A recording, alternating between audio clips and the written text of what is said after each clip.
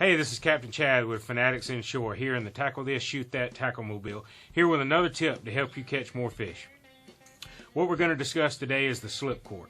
There's a lot of people in our area that use this, and it's mainly used so you can suspend your live bait or even artificial bait over a structure. Sometimes fish hang in different columns, different depths, so this way you can control where your bait is to try to maximize your fish catch. What we're going to talk about is the rig. I've already tied it. Not going to bore you with the actual tying of it, but what we're going to talk about is just the parts of it. All right. What you're going to need when you do this is you're going to need a bead, you're going to need a bobber stopper, a hook of your choice, a swivel, weight, different sizes depending on where you're fishing, and your preference of cord. So the first step we do this on your main line, what we're going to use is we have a bobber stopper that we've got tied on. That controls your depth. Below that we have two beads. We have a small bead to keep the bobber stopper from slipping through there. You have a large bead to keep everything from going through your cork. Below the cork we have another bead, your weight, and a smaller bead.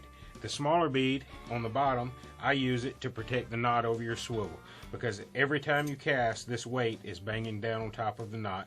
It'll protect your knot, keep you from losing a fish. Under that we have a leader. I've got the high-vis leader here just to show you what it looks like so you can see it better, but I like to use 18 inches to 2 feet on there, and then on the other end your choice of hook depending on what type of bait you're using.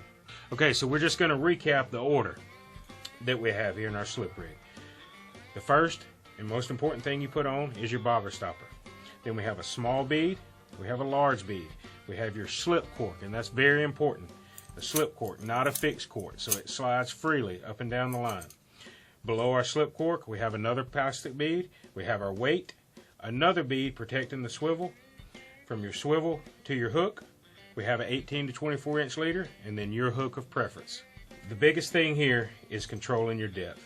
So all you do is you'll slide the bobber stopper up to the depth that you want, let it go down. If you don't get anything, try a different depth. The biggest thing with this is you can look at your depth finder, find the depth of your fish, and then target them right away. No guesswork, nothing out of it, keeps you from hanging up on the bottom. What you can do is, there's all different facets of this. Go to your local tackle shop, find out what you need. The local tackle shops like Tackle This, Shoot That, they can pull it off the shelf, show you what you need. You're not guessing. Tune in for our next video where I'm going to go over how to use this rig, from the variety of corks, hooks, different weights, and different ways to set your depth.